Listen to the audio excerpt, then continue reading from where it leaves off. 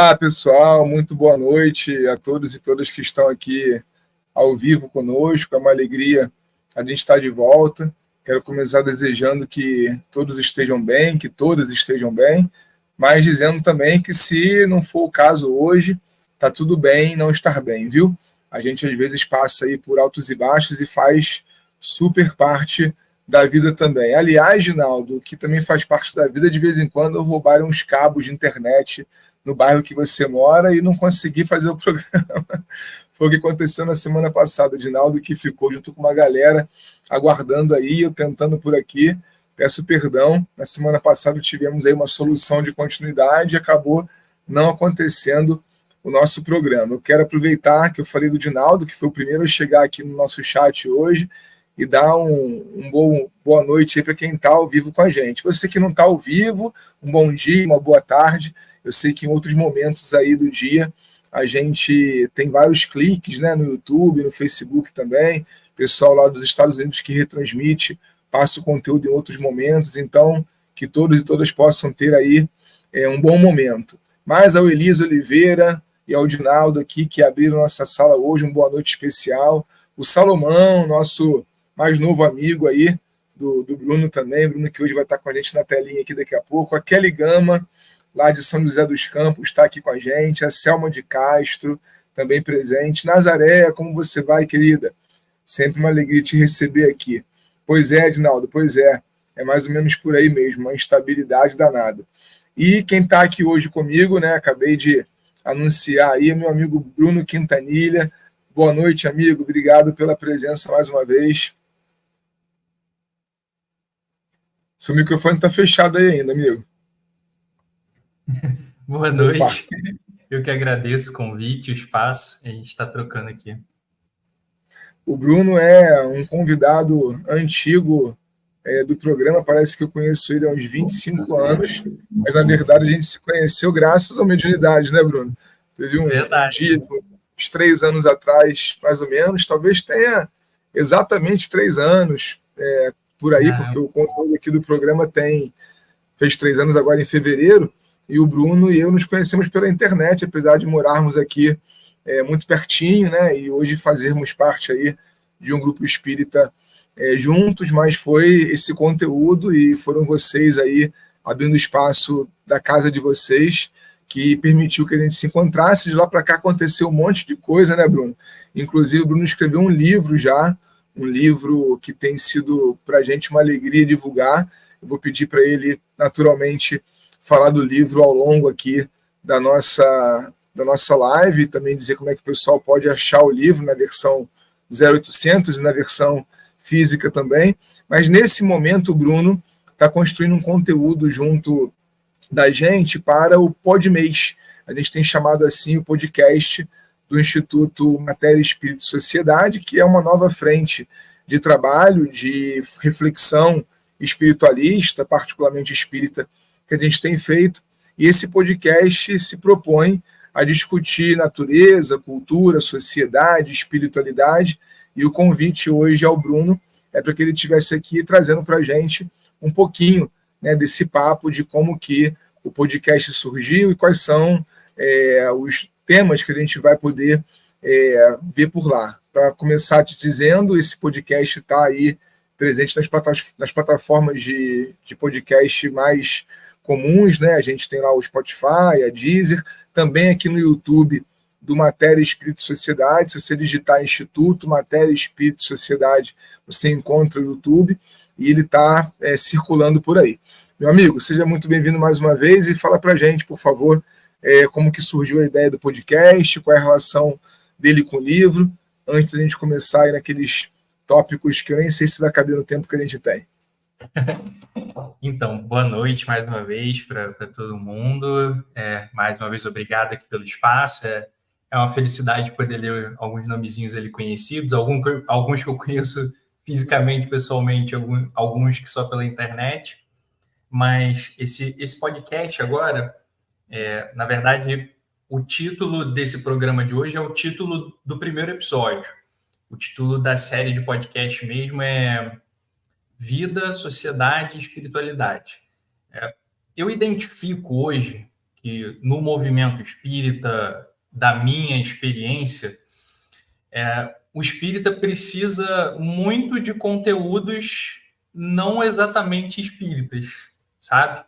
Me parece que estudar um pouco sobre história, um pouco sobre ciências humanas, sobre sociedade, discutir um pouco sobre questões contemporâneas, isso é muito necessário hoje para o espírita e para o movimento espírita, ou seja, não falar apenas de espiritismo. Então, a ideia do podcast era justamente tentar suprir essa demanda que, na minha percepção pessoal, eu identifico, e, ao mesmo tempo, também uma vontade minha. E o livro que eu escrevi recentemente se chama O que é o Espiritismo? Uma tentativa de resposta para o século XXI. É, resumidamente, uma tentativa de responder de forma bem sintética, bem didática, o que é o Espiritismo, mas com uma ótica de século XXI, né? Partindo da premissa de que, conforme o tempo vai passando, a gente passa a explicar as coisas de forma diferente, né? A gente não explica o que é a biologia da mesma forma que a gente explicava 50 anos atrás. Assim como a gente não dá aula em sala de aula da mesma forma como a gente dava 150, 150 anos atrás. Então, a gente precisa estar sempre atualizando e recontextualizando novas respostas para as mesmas perguntas de antes, né? Então, acho que isso aí sintetiza a conexão entre livro e o podcast. Bacana, eu coloquei o título aqui, pessoal. O livro do Bruno tem tido uma penetração muito legal, tanto na nossa bolha quanto fora dela, né? Eu já vi pessoas que não necessariamente fazem parte, né, desse rol de reflexões mais progressivas que a gente vem fazendo, citar o livro também. Quero te perguntar, Bruno, como é que a gente pode deixar o pessoal conhecer o livro, né? Eu sei que ele tem uma versão PDF que fica à disposição, mas também existe a possibilidade de conseguir o livro em meio físico, impresso, né? Como é que a galera faz? Então, o livro online, o e-book, para você ler pelo Kindle, por exemplo, você consegue no site da Amazon, né? O que é o Espiritismo, uma tentativa de resposta para o século XXI, e aí o meu nome, Bruno Quintanilha. Lá você consegue essa versão. A versão em PDF, gratuitamente, você consegue tanto me mandando e-mail, né, brunolquinta@gmail.com, quanto também se você for lá no meu Instagram, que é BrunoBPRJ, lá tem tem a minha árvore de links, tem o meu Linktree, aí tem os links também para tudo que eu produzo, assim, né, de conteúdo espiritualista, e aí você consegue o livro de graça, tá, em PDF. E a versão impressa ele é vendido pelo site da editora Per-Se a preço de custo, tá? É Per-Se Editora, o nome do site, e aí você consegue lá também. Aí tem essas 3 formas. E eu não levo nada de lucro assim, com o livro. Minha intenção é só distribuir, compartilhar, trocar conhecimento. Acessar o máximo de gente possível. Muito bom. Vou deixar o e-mail do Bruno mais um pouquinho aqui, porque tá certo o e-mail, amigo? Tá. Porque, de repente, escrevendo para o Bruno, vocês conseguem não só o conteúdo do livro, como também bater um papo com ele, que está sempre aberto a essas discussões aí. Eu queria, então, começar, Bruno, relembrando a galera que está aqui no Mediunidade, que a gente está numa nova fase em que a gente vai procurar trazer cada vez mais pessoas aqui. Na verdade, ao longo agora de março, abril, eu ainda estou fazendo alguns programas solo e em outros momentos trazendo convidados, mas a partir de maio a gente vai estar sempre com alguém na tela, na intenção de trazer produções como essa do Bruno para o debate, porque o espiritismo para o século XXI é o nosso ponto de encontro, né? A gente procura fazer, cada um na sua área, na sua perspectiva e visão de mundo, discussões que sejam importantes para os dias de hoje. A gente acredita que o tempo presente precisa atenção do espiritismo. E a gente não faz isso quando a gente fica discutindo, sei lá, né, se as camadas do perispírito existem ou não.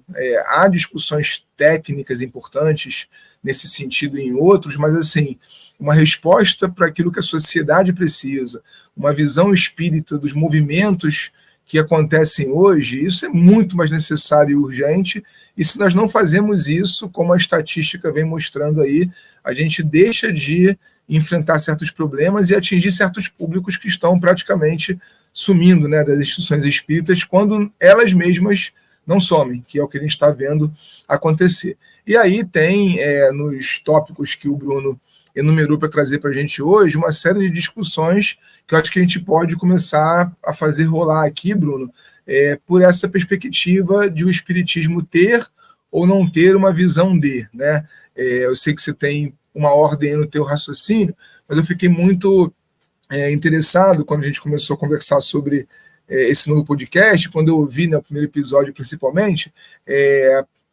em tentar ver de que maneira que o Espiritismo, com a lente que ele nos oferece, pode colaborar para essa visão do entorno, né? Seja a natureza, seja a cultura, seja a sociedade. É isso que você entende, que o Espiritismo nos dá um outro olhar sobre essas coisas que outras áreas do conhecimento já olham e explicam para a gente? Vou deixar você falar, mas quero dar um alô aqui para Carla Guerra, que chegou ainda agora, ela que está lá em Santos, Maria Silva, Maria do Carmo Castro, obrigado. João Carlos, meu amigo. Magdala, minha mãe, seja muito bem-vinda de novo. Maristela, nossa amiga querida. Gelza, Zenilda, César Lozano, que estão chegando aqui agora. Obrigado pela presença de vocês. Vai lá, Brunão. Então, eu gosto de olhar a realidade como algo infinitamente complexo e dinâmico. É tão complexo e dinâmico que a gente não consegue apreender, a gente não consegue acessar a totalidade da realidade de uma vez só. Tanto é que o ser humano, na busca da compreensão do mundo, ele vai construir a filosofia e a ciência nos seus diversos campos do conhecimento. Então, para mim, a filosofia é como se fosse uma lente, a ciência, e quer dizer, cada campo do conhecimento da ciência também é uma lente. Então, eu posso olhar para um fenômeno da sociedade, como, por exemplo, as desigualdades sociais, com a lente da filosofia. Eu posso olhar com a lente da sociologia, eu posso olhar com a lente da geografia, eu posso olhar com a lente da economia, eu posso olhar com a lente da psicologia, eu posso olhar com a lente da história. Percebe? Cada lente dessa vai me permitir enxergar uma perspectiva específica da realidade. A gente nunca enxerga a realidade de uma forma completa. Cada lente nos permite enxergar de forma nítida, com mais ou menos nitidez, um determinado aspecto da realidade. Certo? Onde que entra o Espiritismo nisso tudo? Para mim, o Espiritismo é mais uma lente, mais um par de lentes que nos permite ver mais um aspecto do mundo, da realidade. Então, o Espiritismo ele não está nem acima, nem abaixo. Ele é mais uma ferramenta, ele é mais um instrumento para que a gente possa aprofundar a nossa compreensão sobre os fenômenos, os elementos existentes na realidade, existentes no mundo. Eu, particularmente, enxergo assim. Eu acho que junto da reflexão do Bruno, que está propondo aí para a gente essa visão do Espiritismo como mais uma forma do conhecimento humano ali na realidade, tem um outro livro de um outro amigo que eu quero citar, que já esteve por aqui, o Bruno conhece também, que é o Rodolfo Jacarandá, lá do podcast O Cast dos Espíritos. Ele escreveu o livro Vida, Morte e Vida, que foi editado ano passado pela editora La Chatre, e ele propõe lá, Bruno, exatamente nesse tom aí, o Espiritismo tem uma teoria sobre a realidade. Eu acho que isso é bem importante, né, para a gente colocar o pé no chão de que a tese espírita, ela é isso, né? Uma tese. E existe dentro da fenomenologia, por exemplo, muita coisa que a tese espírita precisa aguardar comprovação, verificação, e assim como a tese espírita, ela precisa andar a braços com aquilo que a ciência produz, e seja a ciência mais dura, né, a física, a química, quanto as ciências sociais, por exemplo, para que a gente não caia no problema da crença, né? Eu não sei se estou tirando você muito do foco, mas você não acha que pelo Espiritismo ter se materializado no Brasil quase que exclusivamente como religião, a gente perdeu o espaço da verificação, da compreensão empírica, científica da coisa, e a gente está muito arraigado numa crença, o que faz com que a gente, muitas vezes, tenha no Brasil um espiritismo acientífico, acrítico, né? Onde há espaço para alguém dizer, por exemplo, que, sei lá, como eu vi outro dia, que em Marte tem sim pessoas lá vivendo, porque o Espiritismo disse, né, que todos os planetas são habitados, abrindo mão, inclusive, nesse comentário até da perspectiva de diversos universos, né, ou vibrações, como a gente quiser. Você não acha que vem daí esse espiritismo acrítico? Se você achar que sim, quais são as maneiras de superar? Nem vou te perguntar os males dele, que a gente já sabe, mas de que maneira que a gente pode vir, né, a superar essa perspectiva quase que exclusiva do espiritismo religioso? Então, a causa desse, eu diria, espiritismo religioso dogmático, porque a religiosidade pode ser aberta, pode ser crítica, pode ser livre, mas existe uma mentalidade religiosa dogmática, fechada, engessada, muitas vezes, do movimento espírita. Não somente, mas majoritariamente.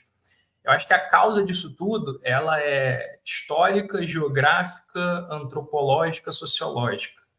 Ou seja, quando o espiritismo chega no Brasil, ele chega no Brasil no século XIX, e o Brasil no século XIX era ainda um império com escravidão, um império que durante o Império Colônia, que durante vários séculos adotou o catolicismo como religião oficial de Estado.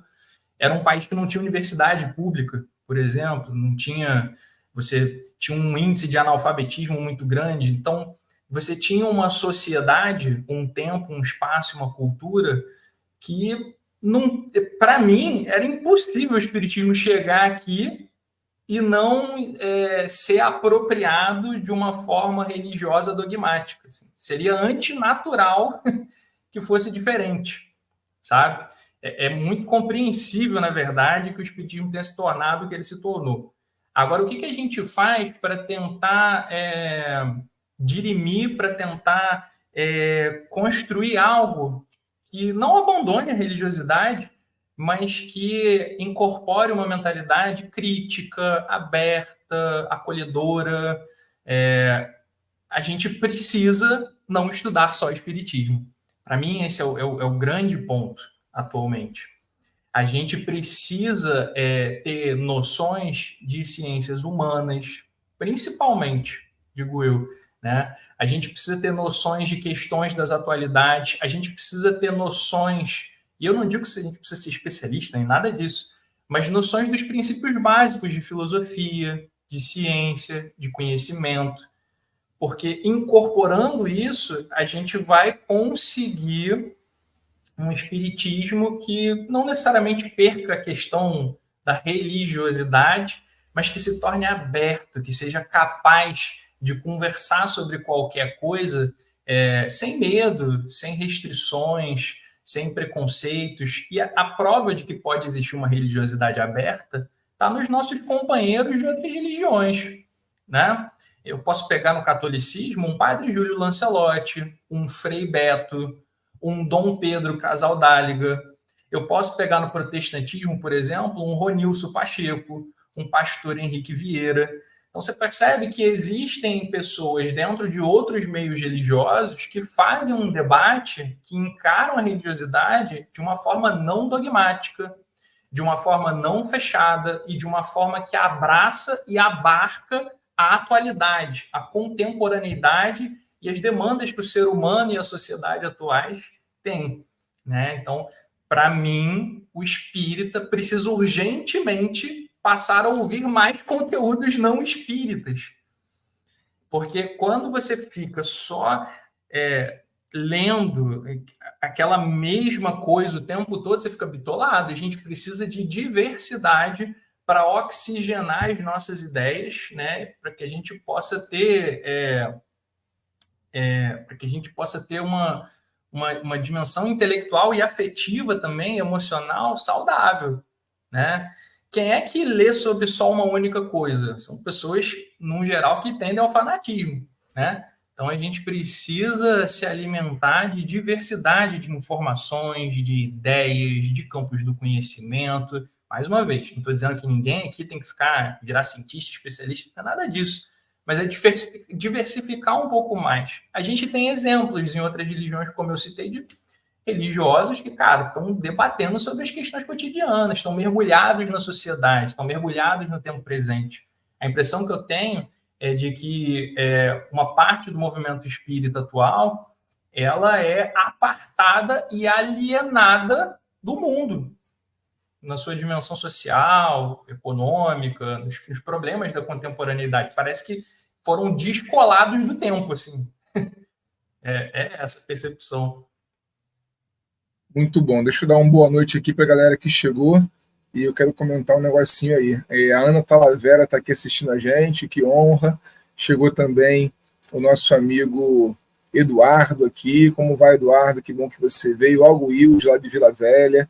Maria das Graças, Maria Ivanice. O Alexandre Júnior também. Uma honra te ter por aqui, meu amigo. Liz Vasconcelos, lá de Guarapari. Tudo bem, amiga? Que bom que você está por aqui. A Arlete de Caxias do Sul. A Miriam. Como vai, Miriam? Sempre presente conosco também. Maristela Cabral, como você está, querida? Cíntia Meirelles, a Lídia Quintanilha, prestigiando aí o Bruno. Também a Maristela Oliveira participando aqui. Eu queria dizer uma coisinha, Bruno, quando você estava citando esses nomes aí, importantes demais, né? Eu lembrei, inclusive, do Helder Câmara também, né, nessa lista de católicos, né, que contrariaram o sistema. A lista é grande, né? Não é uma lista que prevaleça, né, dentro do movimento cristão, e a gente tem questões históricas que explicam isso, mas eu fiquei pensando como que é libertador pegar esses exemplos para entender espiritismo no plural, né? Porque, repara, dentro de um mesmo ambiente religioso, você vai ter um Silas Malafaia e um Henrique Vieira, né? É possível que isso exista, mas só se você assumir que dentro do movimento cristão protestante existem linhas, existem correntes, né? Correntes de pensamento que estão lá, de alguma forma, estudando Jesus, né? Fica meio difícil a gente der a palavra aqui para o Henrique Vieira, talvez ele prove claramente que o Malafaia não está falando de Jesus em nenhum momento, né? Mas, assim, estão sob o mesmo guarda-chuva, né? A gente ficar insistindo dentro do espiritismo brasileiro em uma unidade, em uma homogeneidade, né, como se fosse possível enxergar por uma só lente de interpretação espírita a realidade que o espiritismo estuda, é uma tecla que hoje não se mantém mais.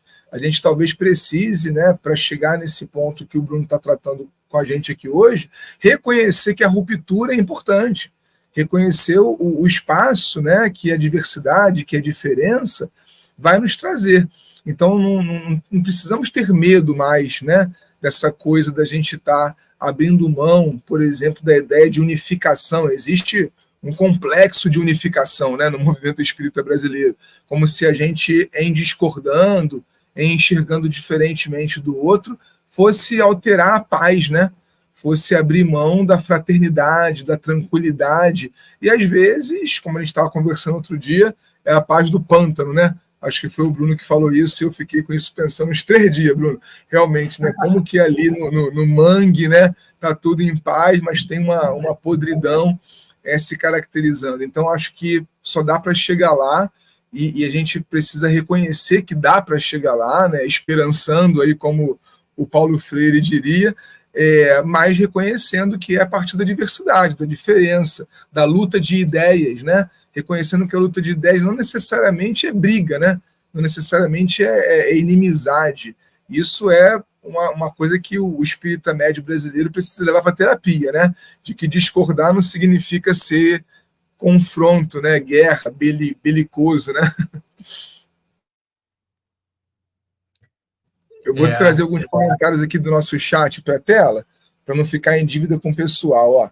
Ainda agora, a Cíntia perguntou em breves palavras, não sei se isso é possível, se a gente pode dizer o que é o espiritismo progressista, né? A gente entende com a ideia de progressão, Cíntia, a ideia de Kardec, né, de progressão das ideias, uma perspectiva de que o espiritismo está sempre em atualização, né, de que o espiritismo está sempre num patamar diferente do conservadorismo que está querendo manter as estruturas. E aí, de uma ideia de progressão para uma ideia de progressismo, a gente tem um hiato de construção política que, em breves palavras, nem cabe, mas seria, assim, só para te atender rapidamente, a perspectiva de que o espírita está sempre vendo a necessidade social de justiça, de busca pela equidade, né, de uma certa manutenção do progresso constante, não manutenção das estruturas, porque o contrário de uma perspectiva progressista seria uma perspectiva de conservação, né, de conservadorismo. E aí há espíritas conservadores, reconhecer, e há espíritas progressistas, né? Aqui nós temos um punhado de espíritas progressistas juntos aqui nessa perspectiva reunidos, né? O Eduardo depois falou que pensa que o espiritismo tem ainda muito mais potencial de ser aberto do que outras religiões, né? Aliás, Eduardo, para pensar em Kardec, ele estava inclusive aberto às religiões, né? Como de uma forma geral, que a pessoa pudesse praticar, por exemplo, o espiritismo e a sua religião original, né? Nesse sentido entra até a discussão do espiritismo enquanto religião, né? Ele sendo religião ou não, até onde ele é religião. A Maristela concordou, dizendo que esses conhecimentos diversificados são muito importantes, é uma proteção pessoal para a gente não ser enganado ou ser menos enganado, né?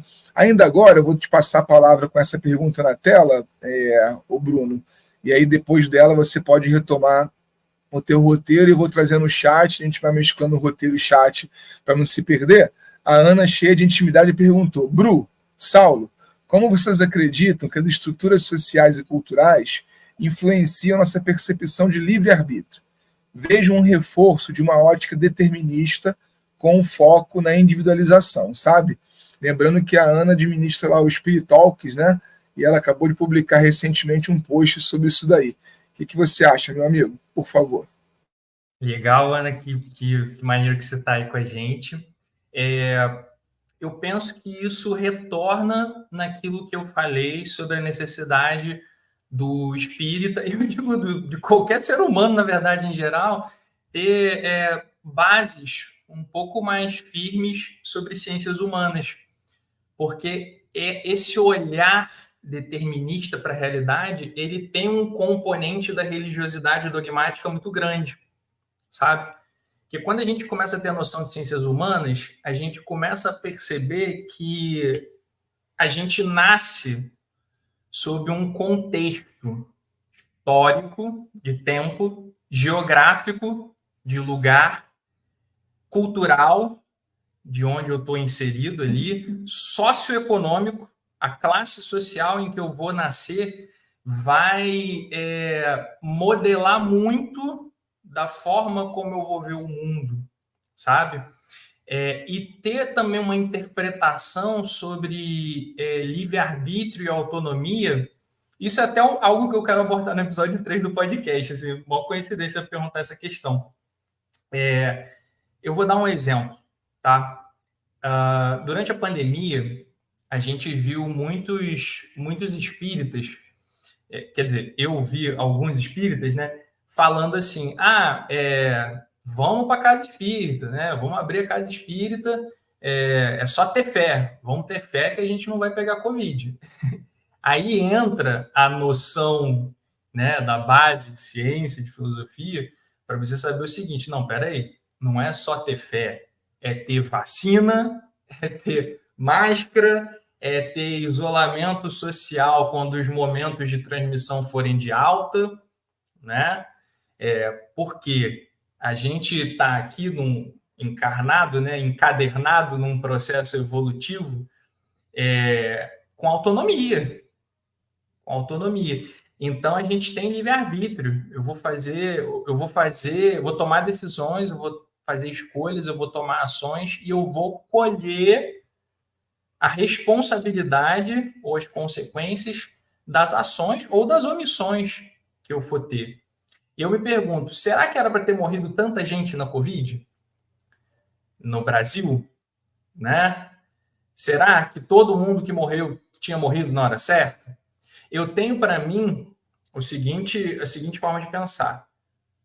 Eu não posso dar nas mãos de Deus o que cabe a mim fazer. Então, por exemplo, o que cabe a mim fazer é XYZ, eu tenho que fazer XYZ. Depois que eu fiz tudo o que cabe a mim fazer, aí eu entrego para Deus, para os espíritos, para a espiritualidade. Mas o que eu vejo muitas vezes é que, por conta dessa mentalidade religiosa dogmática, as pessoas muitas vezes entregam na mão de Deus coisas que cabem a elas fazer.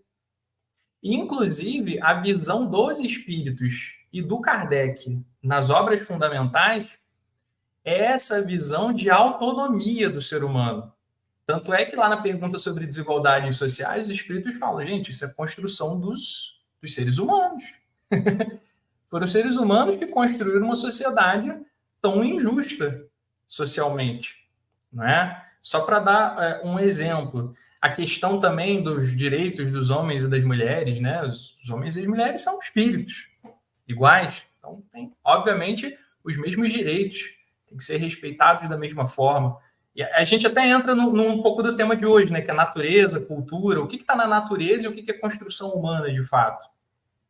Então, eu acho que vai mais ou menos por aí. Essa mentalidade religiosa dogmática, ela é determinista e ela é heterônoma, ou seja, ela é anti-autonomia.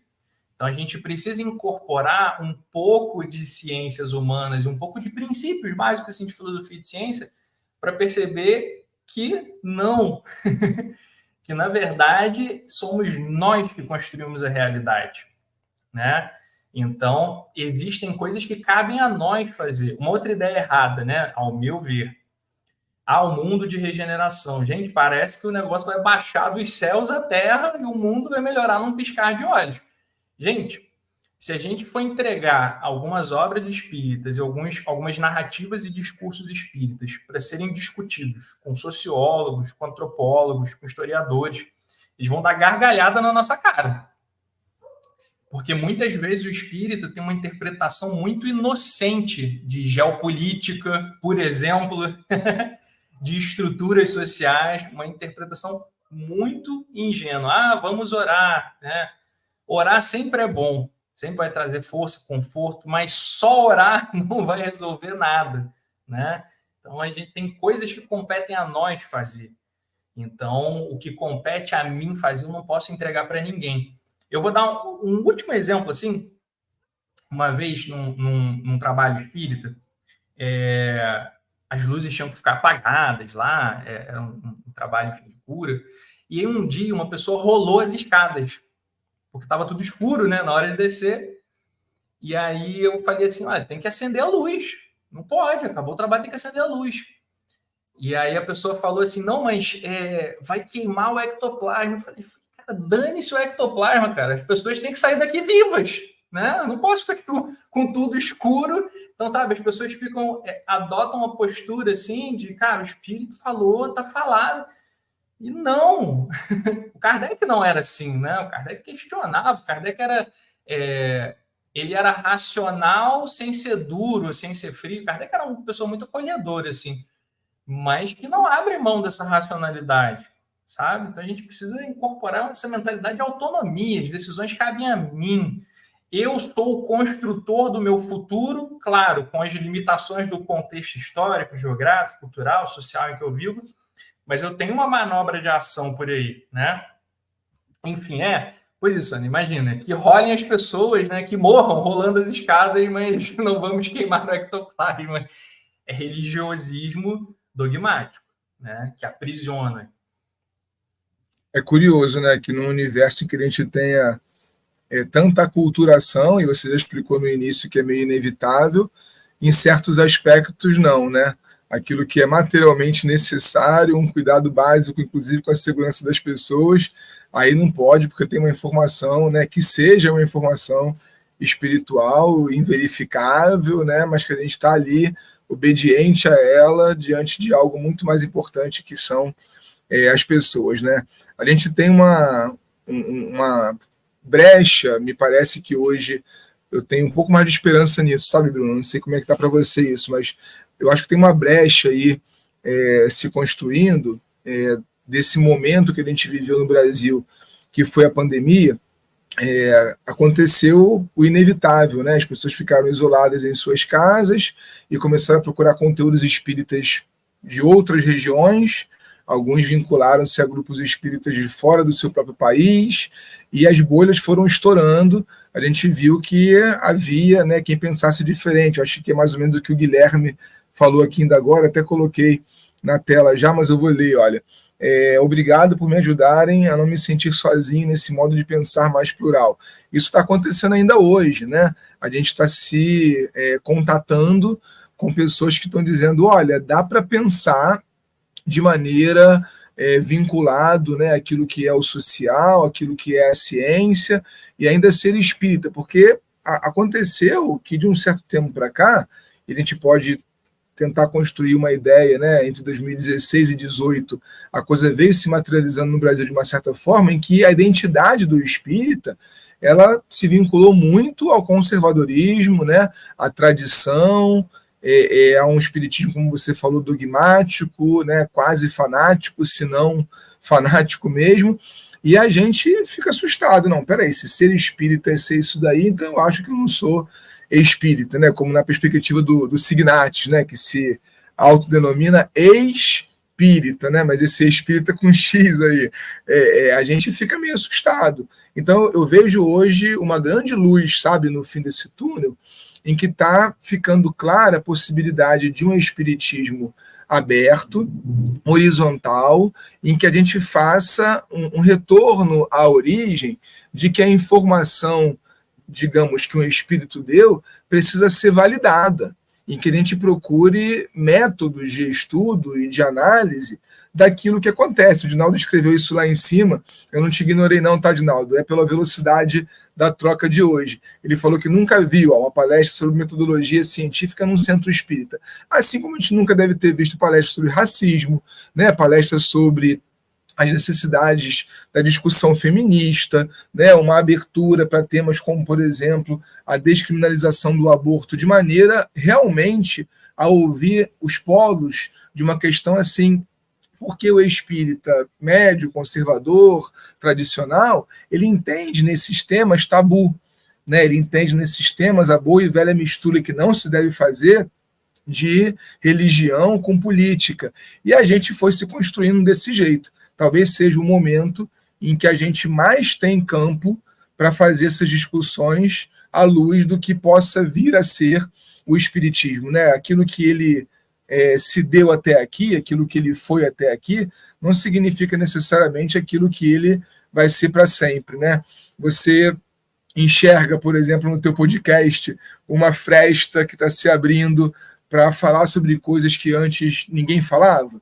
Eu acho que isso pode, né, retomar a palavra para você e te dar margem para costurar o teu roteiro aí. Eu acredito que, na verdade, de 2013 até 2018, eu colocaria como um marco assim, histórico, pelo menos agora de momento, em que não é que surgiram pessoas que pensassem diferente do movimento espírita tradicional, hegemônico. Eu acho que a gente só se deu conta de que elas existiam. E aí a pandemia concretizou isso porque isolados nas nossas casas, a gente ficou muito tempo na internet e a gente descobriu que muitas pessoas tinham questionamentos parecidos com os nossos, né? Então, eu acho que, na verdade, a gente só se deu conta de que existia essa diversidade muito grande dentro do movimento espírita, e que bom, assim, que bom que é diverso, né? Eu não sei se eu vou tentar costurar aqui, porque, assim, o tema desse primeiro episódio do podcast é natureza, cultura, religião e espiritualidade. E eu acho que esses quatro conceitos, esses quatro elementos, eles têm um valor assim para ser incorporados ao espiritismo e enriquecer o nosso olhar, né? Eu vou tentar assim, ser bem sucinto assim. O que é natureza? O que é natureza? Natureza é tudo aquilo que não foi feito pelo ser humano. Então, por exemplo, sol, água, rios, mares, ar, animais, plantas, solo, a vida, tudo isso é natureza, né? E, na verdade, até o próprio ser humano é natureza, porque a gente não deu origem a si mesmo voluntariamente. Biologicamente, o ser humano ele é produto de um fenômeno da natureza, da evolução das espécies, né? Então, natureza é tudo aquilo que não foi feito pelo ser humano. E a gente não precisa nem, a princípio, entrar num debate teológico. Ah, não foi o ser humano que fez, foi quem então? Não. Só natureza, tudo que não foi feito pelo ser humano. O que é cultura? Cultura é tudo aquilo que foi feito pelo ser humano. E a gente pode dividir cultura em material e imaterial. Então, exemplos de cultura material: casa, rua, cidade, roupa, celular, computador, ventilador, fogão, máquina de lavar. Exemplo de cultura imaterial: culinária, música, idioma, carnaval, samba, roda de capoeira, Natal, Páscoa. Então, o ser humano ele faz coisas que são palpáveis, que são materiais, mas ele também constrói coisas que são imateriais, mas são construções humanas. E aí entra uma primeira grande observação. Um dos grandes problemas em relação a esses conceitos de natureza e cultura é quando a gente confunde um com o outro. Vou dar um exemplo. Do ponto de vista da natureza, o homem é superior à mulher? Não. Do ponto de vista da natureza, o negro é inferior ao branco? Não. Do ponto de vista da natureza, a orientação sexual define superioridade ou inferioridade? Também não. Só que culturalmente, ou seja, a partir de algum momento no tempo e de algum lugar no espaço, pessoas começaram a pensar e a instituir que haveria hierarquia entre homens, mulheres, negros, brancos, heterossexuais, homossexuais, bissexuais, criando assim, historicamente, o machismo, o racismo, a hoje chamada LGBTfobia e muitos outros tipos de diferenciações artificiais e violentas. Um outro exemplo, do ponto de vista da natureza, há seres que acumulam riqueza? Imagine, gente, se tem um macaco que acumula comida lá e deixa todos outros macacos passando fome, para ele ter comida pro resto da vida. Não existe isso na natureza, né? Mas o ser humano, por meio de criações culturais, propriedade privada dos meios de produção, exploração do trabalho, uma cultura de egoísmo, de insensibilidade e mesmo maldade, né? Criam bilionários, milionários e simultaneamente miseráveis. O que acontece é que muitas vezes, ou por ignorância ou por mau caratismo, tem pessoas que propositalmente misturam, né? Essa ideia de natureza e de cultura. Falam, não, o homem é superior à mulher, está na natureza. Gente, não está. Então, é muito importante que a gente tenha claramente, natureza é tudo que não foi feito pelo ser humano. Cultura é tudo que foi feito pelo ser humano. E a gente entra nos dois últimos conceitos, que é religião e espiritualidade. Aí eu pergunto o seguinte, religião é natureza ou cultura? Isso eu sei que muito espírita vai embolar a cabeça, né? Religião está presente na natureza ou foi uma criação humana em algum tempo, em algum espaço? E aí, já antecipando a resposta, religião é uma criação humana. Religião não está presente na natureza. O catolicismo, o protestantismo, o islamismo, o judaísmo e muitas outras religiões têm local, data de fundação ou período de fundação, indivíduos que as criaram. Ou seja, as religiões não existiram desde sempre. E como criações e instituições humanas, as religiões estão sujeitas a todas as contradições da humanidade. Então, as religiões vão mesclar luz e sombra, virtudes e lacunas, contribuições e prejuízos, podem auxiliar na libertação do ser humano e na construção da sua autonomia, mas também podem escravizar ele, podem contribuir para um mundo mais justo ou não, podem auxiliar em alguns pontos e prejudicar em outros simultaneamente, porque o ser humano é contraditório, então ele imprime isso também nas suas criações. Então, Logo, sendo a religião um elemento da cultura proveniente do ser humano, ela precisa ser encarada de forma crítica também. Os livros chamados de sagrados, gente, foram escritos por mãos humanas. E todo ser humano é limitado. Essas obras podem conter muitos ensinos, histórias, reflexões úteis, inspiradoras, belas, mas também contém elementos e ideias que são de um dado contexto histórico, social, cultural, de um dado indivíduo que tinha limitações de percepção, que era um ser em processo de evolução. Então, nenhum livro contém a verdade, mas os livros podem conter parcelas, fragmentos imperfeitos de verdade, que podem nos ajudar muito, né? Então, a gente precisa filtrar o que é humano e aproveitar o que for superior, o que for útil. Então, religião não está na natureza. Religião é uma criação humana. E aí a gente entra no último conceito de espiritualidade. Desculpa o acelerar aqui, mas só para a gente poder encerrar esse arco e a gente discute aqui como é que a gente pode aplicar isso no espiritismo. O que é espiritualidade? Para mim, espiritualidade é qualquer sensação ou percepção no ser humano que transcende de alguma forma o estritamente material e fisiológico. Vou dar um exemplo. Você está numa praça com muita natureza e aí você fecha os olhos assim e aí você começa a sentir uma sensação de bem-estar por aquele contato com a natureza. Você está tendo um momento de espiritualidade. Vou dar um outro exemplo. Uns anos atrás aí eu fui no museu... Esqueci o nome do museu ali no centro da cidade, o Museu Nacional de Belas Artes. Eu e minha esposa. E a gente viu uma estátua lá, Jesus defendendo a mulher adúltera. Uma estátua, nossa, linda. Eu me emocionei vendo a estátua, sabe? Eu vivenciei um momento de espiritualidade ali. Toda vez que a gente está tendo trocas intelectuais, debates, reflexões que empolgam, que inspiram, a gente está vivenciando um momento de espiritualidade. Quando eu abraço alguém, eu sinto uma sensação de paz, de carinho, de alegria, que não é possível descrever em palavras às vezes. Eu estou vivendo um momento de espiritualidade. Se eu estou olhando o pôr do sol na praia e isso me enche de ânimo, eu estou vivendo um momento de espiritualidade.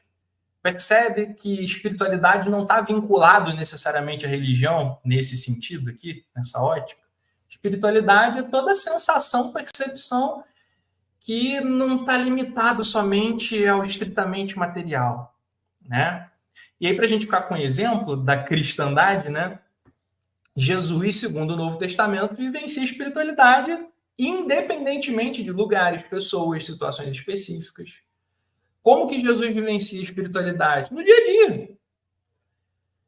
Tendo relação e contato com os seres humanos, com a dor, com amor, com acolhimento aos que sofrem, pela tentativa de construção de uma sociedade mais justa, pela oração em momentos de silêncio e de recolhimento, né?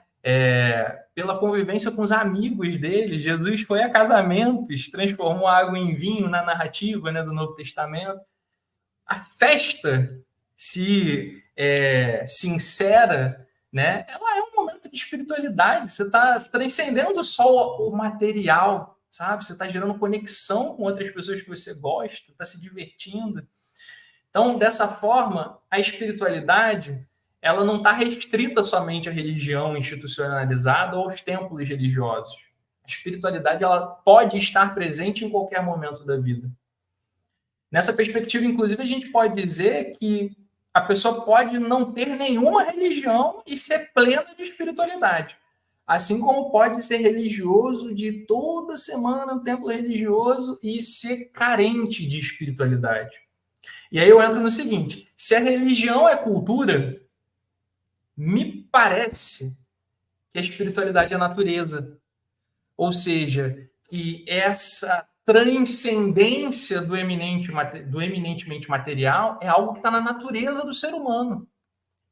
Tanto é que, antropologicamente, eu não sei dizer se é nunca ou sempre, mas é muito difícil a gente encontrar, historicamente, um povo que não tem nenhum tipo de conexão assim com algo superior, divino, seja lá qual o nome que você dê para isso. né? Então, me parece que espiritualidade está na natureza e que religião é cultura, certo? E aí a gente conecta isso com o espiritismo. Ou seja, espiritismo é natureza ou cultura? É cultura, gente. É construção de um homem francês de meados do século XIX, professor, homem, branco, limitado pelos conhecimentos do seu tempo. Então, o espiritismo é produto cultural. Mas os elementos que o espiritismo estuda, não. A mediunidade é da natureza. A essência que sobrevive à morte do corpo físico no ser humano, que a gente chama de espírito, é natureza. A causa primária de todas as coisas, seja o nome que a gente dê a isso, é a natureza.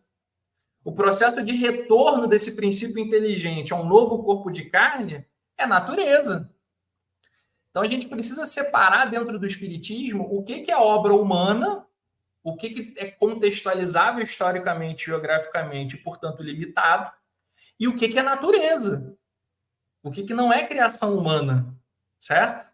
O que não é criação humana? Mediunidade, espírito, Deus, evolução, reencarnação. Então percebe como é que isso ajuda a gente a olhar assim, para o espiritismo e separar. Caramba, isso aqui é uma coisa do tempo. Kardec não acertou em tudo, né, minha gente? Sim, Kardec não abriu a porta, fechou e trancou.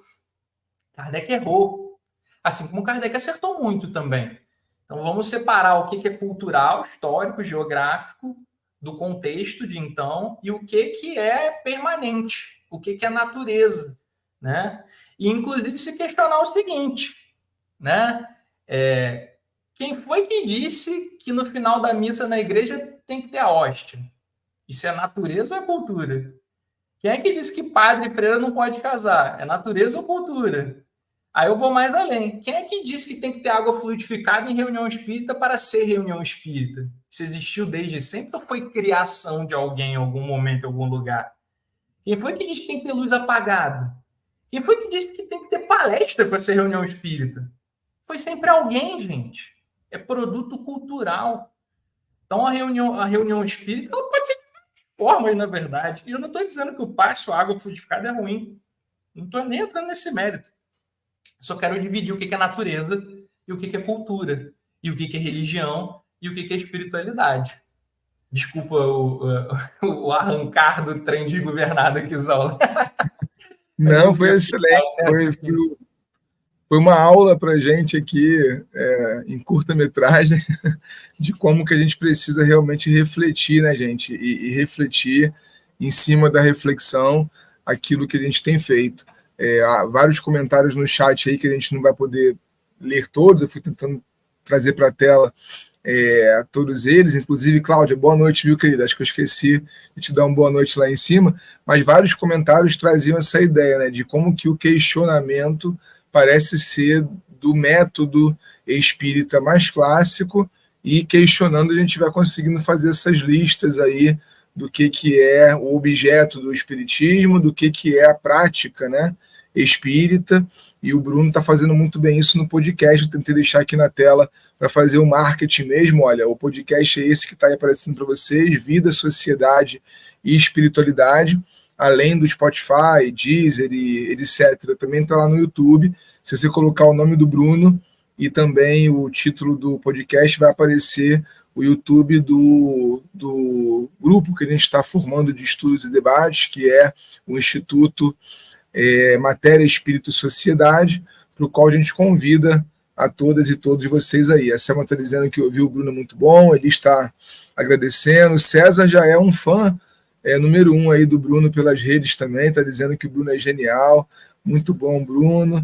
E a Cíntia, eu vou registrar aqui a pergunta da Cíntia para você responder nos teus próximos episódios. Aí Deus, o que é? Natureza ou cultura? Acho que se eu te dou a palavra para você responder isso, aí já era. A gente estoura o tempo das nossas emissoras aqui. Mas, meu amigo, quero te agradecer demais. Quero compartilhar com vocês a ideia e a divulgação aqui de que na semana que vem A gente vai estar com a Ana. Nunca fiz isso, Ana, aqui, ó. Vou colocar o convidado da semana seguinte na tela aqui, ó. A Ana Talavera vai estar com a gente. Nunca tive essa oportunidade para debater a questão da mulher e o movimento espírita. E eu quero agradecer muito a todos e todas que estão nos ouvindo aqui. Tivemos altos picos aí de presença do pessoal compartilhando a ideia. Quero pedir que vocês curtam aí e compartilhem esse conteúdo para ajudar, para que ideias como a do Bruno possam, né, se multiplicar por esse Brasil espírita e a gente questionando, conseguir aproveitar essa fresta que se abriu aí para a gente trabalhar de maneira cada vez mais plural. Bruno, meu amigo, obrigado, viu? Eu que agradeço e sempre bom rever os rostinhos meio pequenininhos aqui, né? De pessoas queridas aí nos comentários. Muito bom, pessoal. Então, até o próximo domingo, às 20 horas aqui. Uma ótima semana a todos e todas, viu? Tchau, tchau. Obrigado.